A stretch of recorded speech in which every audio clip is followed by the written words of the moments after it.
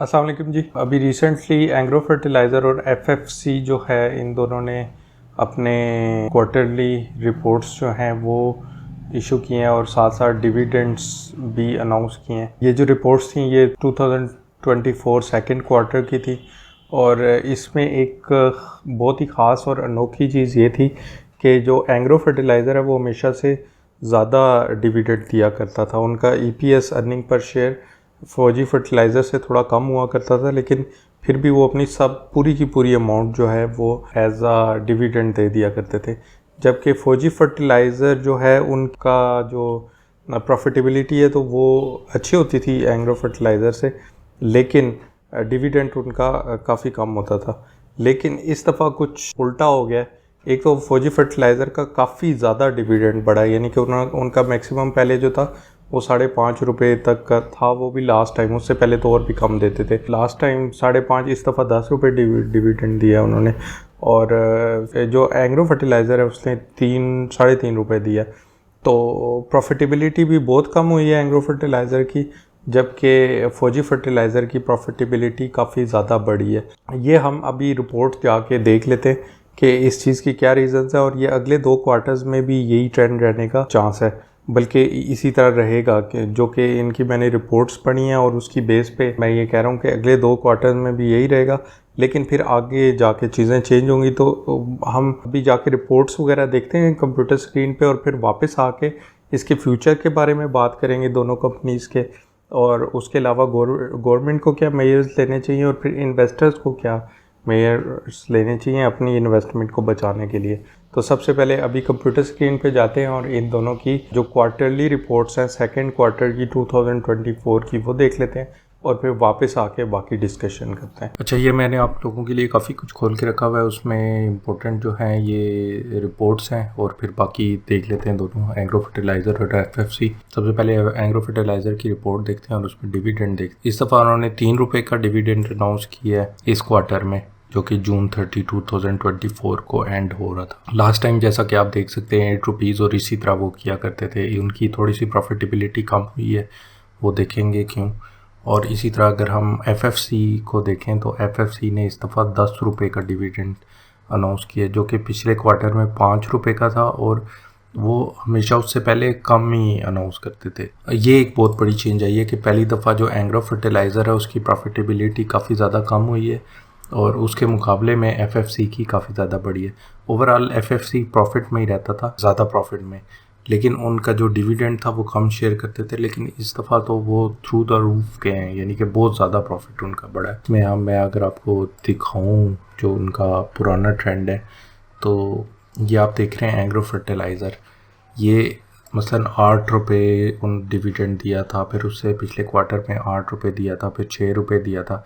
उससे पहले ₹3 और ₹5 ये देते रहते थे, लेकिन ये ₹80 उस वक्त शेयर प्राइस थी। ये ₹6 और ₹8 जब हुआ उस वक्त 125 और 160, इस तरह 80, इस तरह इनकी प्राइस जब से हुई है ना, उसके बाद से पहली दफ़ा इन्होंने कम डिविडेंड दिया।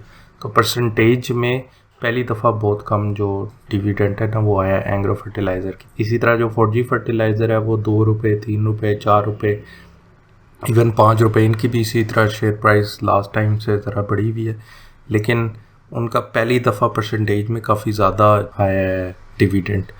तो इसकी रीज़न्स पे भी देख लेते हैं, बाकी भी इनकी चार्ट्स वगैरह ये वो देख लेते हैं। उसके लिए हमें इनकी रिपोर्ट्स ज़रा डिटेल में जाके देखनी पड़ेंगी। जो एंग्रो फर्टिलाइज़र है उसकी रिपोर्ट में जो सबसे इम्पोर्टेंट चीज़ थी ना वो ये थी, in January 2024, Ministry of Industries and Production requested fertilizer industry to procure high-cost Government of Pakistan imported urea and sell it on the lower price. इसमें ये बता रहे हैं कि हमें जनवरी में गवर्नमेंट की जो मिनिस्ट्री है इंडस्ट्रीज़ एंड प्रोडक्शन, उन्होंने हमें रिक्वेस्ट की थी पूरी फर्टिलाइज़र इंडस्ट्री को कि गवर्नमेंट ऑफ पाकिस्तान इंपोर्ट करिए यूरिया, और वो हाई प्राइस पे ख़रीदें और लो प्राइस पे लोगों को बेचें। ये similar to local produce urea थी। ये to recover the additional cost of imported urea, fertiliser manufacturers increase the price of locally produce urea to extend in additional cost is recovered in 12 months. तो जो वो महंगी urea government की imported ख़रीद के लो price पे बेचने पे मजबूर किया गया इनको। इन्होंने तो रिक्वेस्टेड लिखा हुआ है, लेकिन मैं यहाँ पे ना, मैं होता तो फोर्स्ड यहाँ पे होता। तो खैर उसको की कास्ट रिकवर करने के लिए इनको अपनी जो यूरिया ये खुद बना रहे थे उसकी प्राइस इनको बढ़ानी पड़ी। और although Agro Fertilizer sold its entire stock of imported urea during March quarter, the additional cost of imported urea was amortized on pro rata basis in the profit and loss, and unamortized portion of 5.3 billion was retained in the balance sheet as at March 31 to be amortized over the remaining period। तो यहाँ पे वो बता रहे हैं कि हमने agro fertiliser ने जो इनको वो इम्पोर्टेड यूरिया का स्टॉक दिया गया था वो उन्होंने मार्च का जो क्वार्टर था उसके अंदर सारा का सारा बेच दिया, लेकिन उसकी जो कास्ट है ना वो जो आहिस्ता आहिस्ता रिकवर कर रहे हैं अपनी प्राइस बढ़ा के, उस कास्ट को रिकवर होते हुए वो पूरा साल लग जाएगा। तो उन्होंने थोड़ा सा जो है उसका पोर्शन जो उसकी वजह से जो उनको हिट पड़ी है प्रॉफिट पे, वो उन्होंने मार्च की रिपोर्ट में उसको रिफ्लेक्ट किया है, लेकिन अगली 3 रिपोर्ट्स में भी उनका प्रॉफिट जो है वो ऑफसेट होगा, थोड़ा सा कम होगा इसकी वजह से, क्योंकि उसकी कास्ट वो आस्ता आस्ता रिकवर करेंगे। तो इसकी वजह से इनको एक तो प्राइस बढ़ानी पड़ी है और दूसरा इनको पूरा साल लग जाएगा इस कास्ट को कम करने में। दूसरी तरफ अगर हम देखें एफएफसी की रिपोर्ट को, तो उन्होंने 3-4 चीज़ें मेंशन की हैं जो कि बड़ी इंपॉर्टेंट है। The highlight of our performance is record return on investments and dividend income aggregating to 15.8 billion compare to 6.3 billion last year. तो इस साल ये कह रहे हैं कि इस साल के इस क्वार्टर में या पहले 6 महीने में इनको रिकॉर्ड रिटर्न ऑन इन्वेस्टमेंट आया है और इनकी जो मतलब ओवरऑल रेवेन्यू है ना वो भी बहुत ज़्यादा बढ़ा है। तो इसकी कुछ रीजंस है जो कि कंपनी ने नीचे बताई हुई भी हैं। Company has started selling its product through company owned stores outlets and providing farmers a channel to buy directly from company. Investment in this channel will benefit across the country as approximately 70 such outlets are being opened in all sales districts shall be operational by end of third quarter 2024।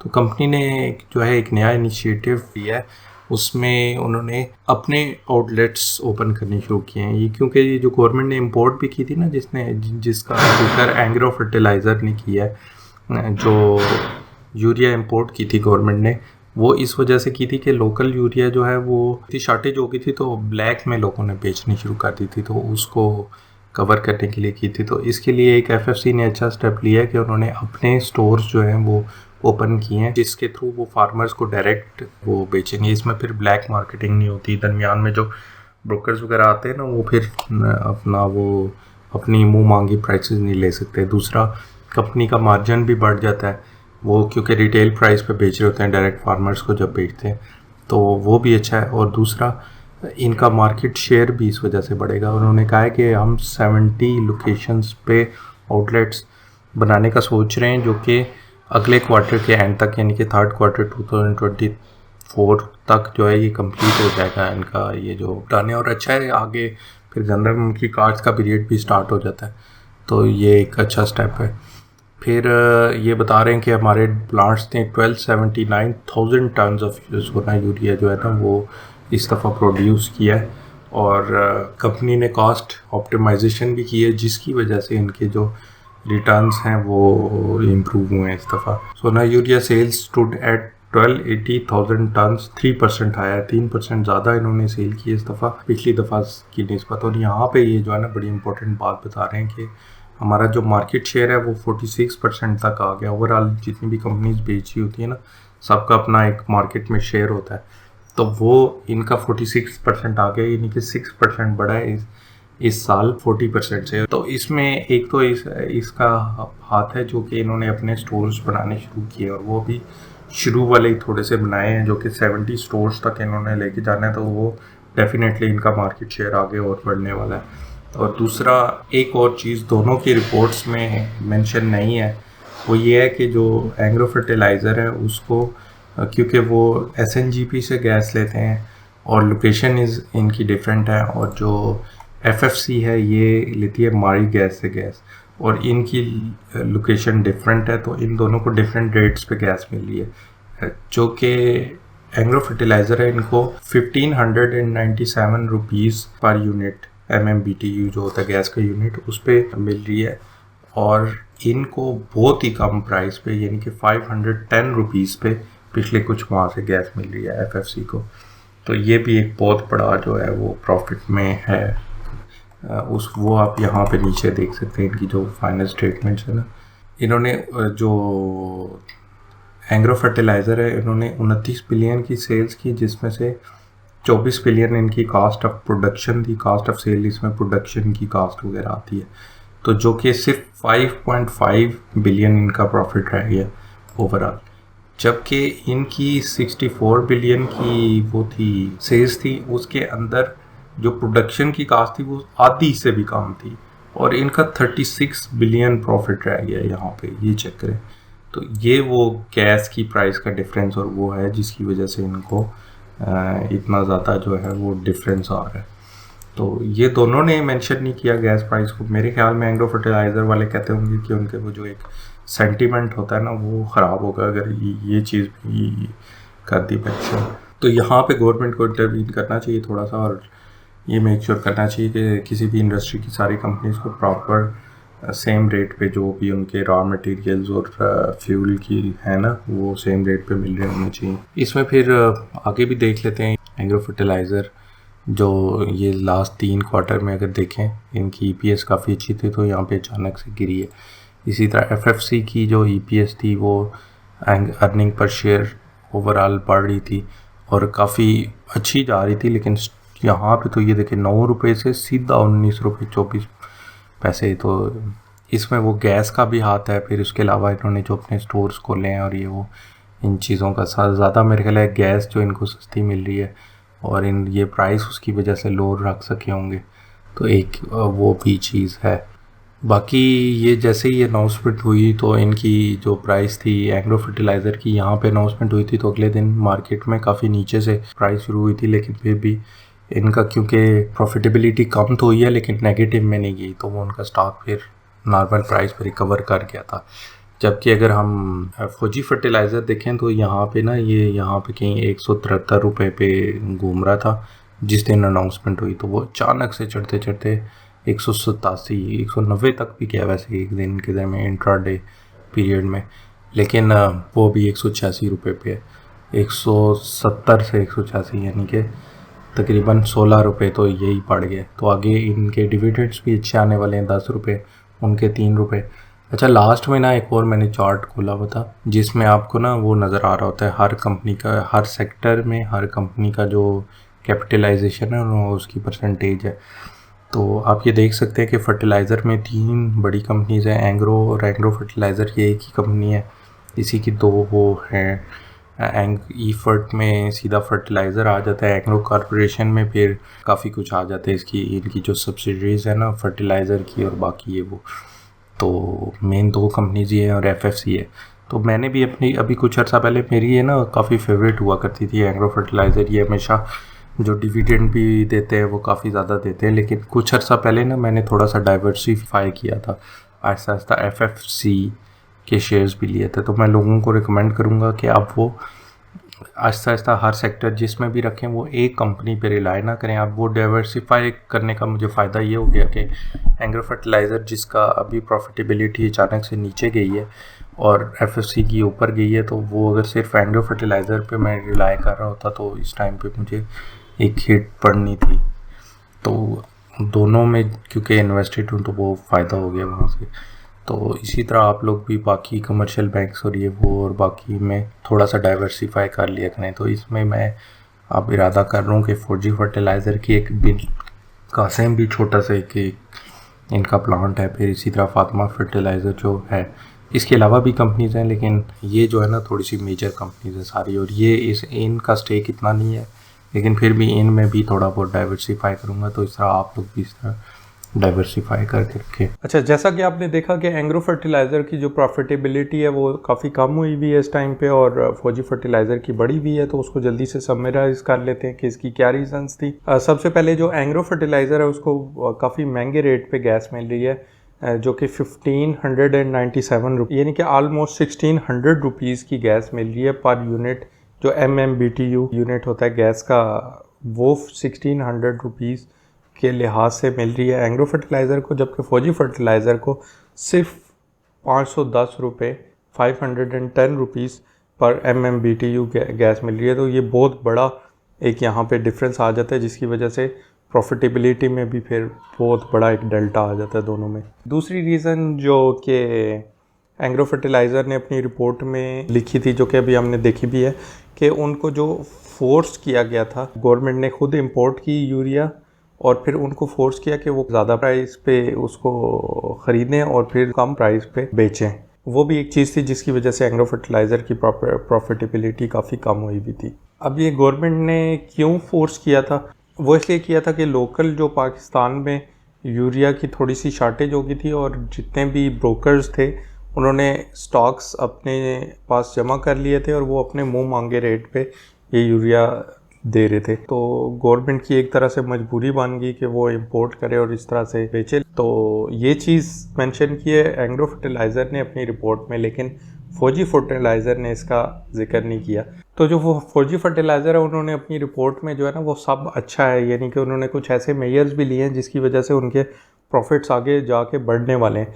तो उसमें सबसे पहले जो चीज़ थी कि वो उन्होंने अपने company owned retail stores open करने शुरू किए हैं पूरे पाकिस्तान में, और उनका टारगेट ये है कि वो 70 स्टोर्स ओपन करेंगे अगले क्वार्टर के एंड तक। उसका फ़ायदा ये है कि एक तो वो डायरेक्ट टू कंज्यूमर सेल करेंगे, उसमें उनका जो प्रॉफिट मार्जिन है वो काफ़ी बढ़ जाएगा।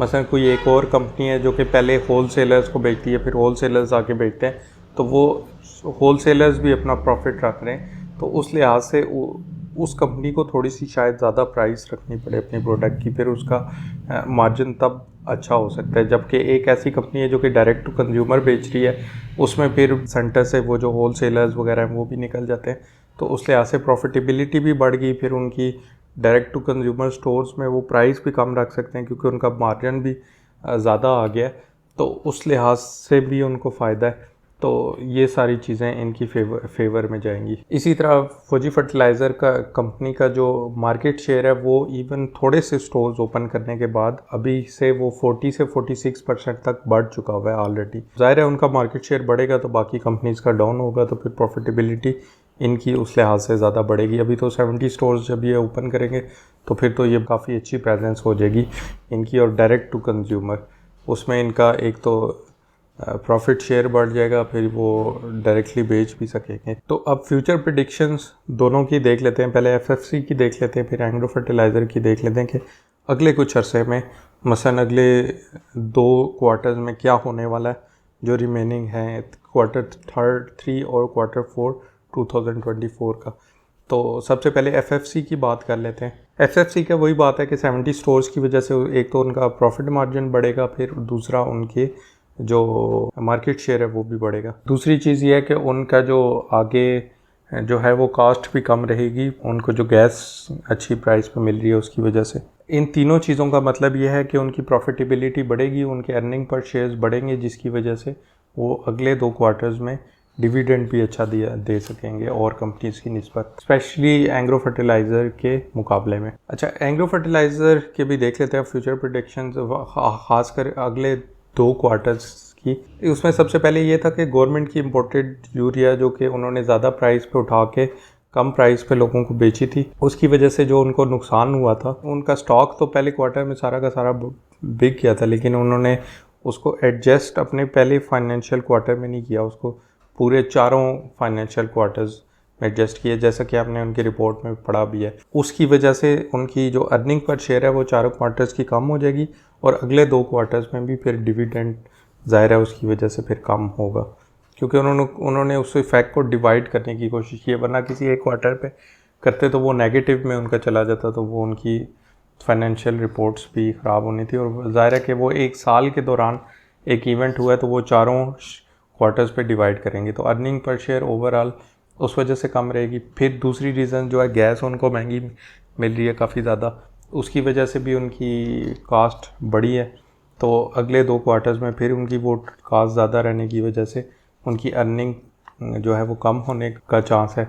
तो फिर जो उनकी कास्ट ज़्यादा है और प्रॉफिट्स कम है तो इसकी वजह से यानी कि अर्निंग पर शेयर उनकी कम रहेगी, तो वो डिविडेंड्स भी कम दे सकेंगे अगले 2 क्वार्टर्स में। इस दफ़ा के तो डिविडेंड्स आपने देख ही लिए, 10 रुपये एफएफसी ने दिया और 3.5 रुपये जो एंग्रो फर्टिलाइज़र है उसने दिया, जो कि उनकी करंट शेयर प्राइस के लिहाज से बहुत कम है। इतना कम उन्होंने कभी नहीं दिया। पहले जब उन्होंने 3.5 रुपये दिया था तो उनके 80 रुपये शेयर की प्राइस होती थी, अभी 160 पे पहुंच चुकी हुई है। और वो से पहले बल्कि 5-5 रुपये भी देते रहते जब उनकी 80 रुपये थी। जब 160 के करीब थी तो वो 8 रुपये के लिहाज से दे रहे होते। अच्छा, अब बात कर लेते हैं कुछ मेयर्स की जो कि गवर्नमेंट को लेने चाहिए, ताकि ये जो इस तरह की चीज़ें हैं ना, ये जैसे गैस प्राइस और ये चीज़ें हैं, तो वो इंडस्ट्री में सबके लिए चीज़ें फेयर रहें। इसमें सबसे पहले तो आ जाता है कि गवर्नमेंट को ये मेक श्योर करना चाहिए कि किसी भी सेक्टर की सारी कंपनीज़ के लिए रॉ मटेरियल और फ्यूल की प्राइसेस सेम हो। अब जो एंग्रो फर्टिलाइज़र है वो एसएनजीपी से बेशक ले रहा है गैस, और जो एफएफसी है वो मारी गैस से ले रहा है, और इनकी लोकेशंस भी डिफरेंट है, तो ज़ाहिर है ये वेरिएशंस तो आती हैं। लेकिन फिर भी गवर्नमेंट को मेक श्योर करना चाहिए कि जितनी भी इंडस्ट्री के अंदर कंपनीज़ हैं उनके लिए चीज़ें फेयर रहें, और वो इसी तरह रह सकती हैं कि उनके जो रॉ मटेरियल्स हैं और उनका स्पेशली जो फ्यूल है उनकी प्राइसेस सेम होनी चाहिए। अब जाहिर है इसमें शायद गवर्नमेंट का कसूर ना हो, लेकिन उनको फिर भी मेजर्स लेने चाहिए कि जो चीज़ें हैं वो फेयर रहें और रॉ मटेरियल्स और फ्यूल सारी कंपनीज को किसी भी इंडस्ट्री की सेम प्राइस पे मिले। दूसरी चीज़ जो ये स्पेशली एंग्रो फर्टिलाइज़र ने जिक्र किया अपनी रिपोर्ट में कि उनको महंगी प्राइस पे लेके यूरिया कम प्राइस पे बेचना पड़ा। अब वो ज़ाहिर शॉर्टेज थी उन दिनों, तो गवर्नमेंट को सब्सिडी देनी चाहिए थी, अच्छी बात है, लेकिन उनको अपने बलबूते पे सब्सिडी देनी चाहिए थी, ना कि किसी एक प्राइवेट बिजनेस को इंपोर्ट करके उनको दे दें वो सारा स्टॉक और उनसे कहें चलो जी बेचो कम प्राइस पे। तो वो मुझे जो लगा है उनकी रिपोर्ट से, और जैसे कि साफ लिखा हुआ था कि उनको ज़्यादा प्राइस पे लेके कम प्राइस पे बेचना पड़ा है, वो एक ख़ास छोटी सी परसेंटेज होगी बेशक ओवरऑल वो जो खुद बेचते हैं जितना यूरिया उसके मुकाबले में, लेकिन ऐसी फेवर्स गवर्नमेंट को रिक्वेस्ट करनी नहीं चाहिए। मैं तो कहता हूँ फोर्स किया है इन्होंने, तो वो करना ही नहीं चाहिए किसी प्राइवेट बिजनेस पे, क्योंकि प्राइवेट बिजनेस वहाँ पे पैसे कमाने में के लिए बैठा हुआ है, और स्पेशली ऐसा बिजनेस जिसमें काफ़ी लोगों के पैसे लगे हुए हैं। तो वो आप इस तरह का काम करेंगे तो काफ़ी लोग, काफ़ी इन्वेस्टर्स भी इस पर अफेक्ट होते हैं, तो फिर लोगों का भी कॉन्फिडेंस फिर कम होगा इस तरह से। और वैसे भी मतलब एक बिज़नेस को आप क्यों मजबूर कर रहे हैं, आप खुद एक अमाउंट जो है वो उसके लिए रखें और फिर उसकी बेस पे सब्सिडी दें, ना कि आप किसी कंपनी को कहें या प्राइवेट बिजनेसेस को कहें कि आप जो है सब्सिडी दें। एक और मेयर है जो कि एंग्रो फर्टिलाइज़र को लेना होगा अगर उन्होंने मुकाबला करना है एफएफसी का, क्योंकि एफएफसी ने अब अपने रिटेल स्टोर्स ओपन करने शुरू कर दिए हैं, वो फार्मर्स को डायरेक्टली जो है वो बेच रहे हैं यूरिया वगैरह। तो इनको अब एंग्रो फर्टिलाइज़र को भी अपने स्टोर्स ओपन करने पड़ेंगे, वरना एक तो एफएफसी का जो मार्जिन है वो ज़्यादा रहेगा, फिर मार्केट शेयर भी वो गेन कर लेंगे। वो किसी भी वक्त प्राइस कम करके किसान को जो है वो दे सकते हैं, एक फ़ायदा दे सकते हैं, जिसकी वजह से फिर उनकी प्रोडक्ट ज़्यादा बिकेगी। और एंग्रो फर्टिलाइज़र वगैरह को क्योंकि वो होल सेलर्स के थ्रू जाना पड़ता है, तो उनको भी चाहिए कि वो अपने स्टोर्स अगर नहीं हैं तो उनको ओपन करें, बल्कि जहाँ जहाँ एफएफसी के हैं वहाँ पे ही उनके जो स्टोर्स हैं वो ओपन करें। बल्कि और जगहों पे भी कर सकते हैं, लेकिन कोशिश करें कि उनसे compete करने की कोशिश करें, ताकि वो जो प्रॉफिटेबिलिटी में डिफरेंस आया है उसको रिकवर कर सकें। अच्छा, सबसे हैंड में बात कर लेते हैं जो कि इन्वेस्टर्स हैं मेरे और आप जैसे, जिन्होंने इन कंपनीज़ में इन्वेस्ट किया हुआ है। स्पेशली मैंने ना पहले एंग्रो फर्टिलाइज़र मुझे बड़ा अच्छा लगता था, इनकी वो जो पे आउट है वो ना सिर्फ इस सेक्टर में, पूरे स्टॉक एक्सचेंज पे जो है वो सबसे बेहतर पे आउट ये देते हैं एंग्रो फर्टिलाइज़र वाले ओवरऑल कंसिस्टेंटली। किसी एक साल में और कंपनीज़ की जो परसेंटेजेस हैं वो अच्छी रही हैं, लेकिन इनके सबसे अच्छे हैं। तो पहले मैं इसी में इन्वेस्टेड था, लेकिन कुछ अर्सा पहले मैंने देखा कि जो एफएफसी है वो पे आउट तो इतना अच्छा नहीं दे रहा, लेकिन उनकी जो है ना प्रॉफिटेबिलिटी वो एंग्रो फर्टिलाइज़र से भी ज़्यादा है। तो उस वक्त कुछ मैंने थोड़ा सा ना डाइवर्सिफाई करना शुरू किया। तो वो अभी आके मैंने देखा कि वो तो बड़ा अच्छा डिसीजन था। आप लोग भी अगर सिर्फ आपने एग्रो फर्टिलाइज़र रखा है तो आहिस्ता आहिस्ता एफएफसी की तरफ भी जाना शुरू करें। और ये ना सिर्फ इस सेक्टर के लिए बल्कि बाकी सेक्टर्स के लिए भी, अगर आपने किसी एक बड़ी अच्छी कंपनी में इन्वेस्ट किया हुआ है तो आप उसी सेक्टर की कोई एक दो और अच्छी कंपनीज़ को आइडेंटिफाई करें और उनमें भी डाइवर्सिफाई करें आप अपना जो इन्वेस्टमेंट है। जैसा कि अभी एग्रो फर्टिलाइज़र के साथ हुआ है, इनकी गैस महंगी हो गई है और इनको और मसलों की वजह से इनकी प्रॉफिटेबिलिटी कम हो गई है, तो वहाँ से जो वो चीज़ थी वो एफएफसी की तरफ से कवर अप हो गई है। तो इसी तरह किसी भी एक कंपनी के साथ मुख्तलिफ़ चीज़ें हो सकती हैं और किसी भी टाइम पे उसकी प्रॉफिटेबिलिटी नीचे जा सकती है। तो आप ज़रा डाइवर्सिफाइड आपका पोर्टफोलियो होगा तो वो थोड़ा सा अच्छा हो जाएगा। अब मैं ये नहीं कहता कि हर सेक्टर की हर कंपनी में इन्वेस्ट कर दें, आप एक दो अच्छी कंपनीज इन्वेस्ट वो करें, क्योंकि पोर्टफोलियो में ना ज़्यादा 15-20 से ज़्यादा नहीं होने चाहिए स्टॉक्स ओवरऑल, और वो भी वो होने चाहिए जिसकी आपने प्रॉपरली उसकी रिपोर्ट्स वगैरह देखी हुई है और रिसर्च की भी है। मसलन जैसे फर्टिलाइज़र के सेक्टर को ले लेते हैं, इसमें दो बड़ी कंपनीज तो एग्रो फर्टिलाइज़र और एफएफसी, और फिर साथ ही एग्रो कॉरपोरेशन का भी एक काफ़ी बड़ा चंक जो है वो है। फिर इसके अलावा एफएफबीएल जो कि फौजी फर्टिलाइज़र की दूसरी कंपनी है वो है, फिर एक फातिमा फर्टिलाइज़र है। तो ये सारी बड़ी बड़ी कंपनीज, इनमें आप इन्वेस्ट कर सकते हैं। और फिर उसके बाद फिर छोटी आ जाती हैं जिनका इतना इसमें नहीं है, तो वो आप अपनी रिसर्च की बेस पे इन सब कंपनीज़ में जो है वो इन्वेस्ट कर सकते हैं। लेकिन मेरा पॉइंट ये है कि आप डाइवर्सिफाई करें। अभी मैं ये कह रहा हूँ ना कि एफएफसी की प्रॉफिटेबिलिटी ज़्यादा है, वो इस साल के लिए तो ज़्यादा है, क्या पता अगले साल कुछ हो जाए उनके साथ तो उनकी प्रॉफिटेबिलिटी नीचे चली जाए तो एग्रो फर्टिलाइज़र की बेहतर हो जाए। अब मैं ये नहीं कह रहा कि आप एग्रो फर्टिलाइज़र को बेच के उधर जाएँ, आप दोनों में जो है वो थोड़ा बराबर बैलेंस रखें और भी कंपनीज इसके साथ ले सकते हैं। मसलन फर्टिलाइज़र सेक्टर की तो वो लें, और हर सेक्टर में ही ऐसे होना चाहिए कि किसी एक कंपनी पे आपकी वो नहीं होनी चाहिए रिलायंस। अच्छा, सबसे एंड में ये जितनी भी मैंने बातें की हैं ये सारे बिजनेसेस हैं ना, तो इनके बारे में किए हैं, और ये सारा आपकी एजुकेशन के लिए था और उनकी रिपोर्ट्स देख के जो वो किया। तो आपने अगर कोई इन्वेस्टमेंट डिसीजन लेना हो, उसमें मसलन आपने किसी चीज़ में इन्वेस्ट करना है या किसी को बेचना है, तो आप मेरी इन बातों की बेस पे नहीं, आपने अपनी रिसर्च करनी है और ख़ुद जाके देख के फिर उसमें इन्वेस्ट करना है, या कोई किसी को सेल करके दूसरे में अगर जाना है। और इवन ये जो गैस प्राइस के बारे में मैंने बातें की हैं, ये भी मैंने ऑनलाइन सोर्सेज की बेस पे की हैं, लेकिन आपने अपनी रिसर्च ज़रूर करनी है, क्योंकि स्टॉक एक्सचेंज में बड़ी जल्दी जो है ना वो चीज़ें चेंज होती हैं। और हमेशा जो भी आप डिसीजन लें आपकी अपनी रिसर्च की बेस पे होना चाहिए। मैं स्टॉक एक्सचेंज के बारे में, म्यूचुअल फंड्स के बारे में और पर्सनल फाइनेंस वगैरह के बारे में वीडियोस बनाता रहता हूँ, तो आप इस चैनल को सब्सक्राइब कर लें ताकि आप ज़्यादा से ज़्यादा वीडियोस आप तक पहुँच जाएँ। तो इंशाल्लाह मिलते हैं अगली वीडियो में।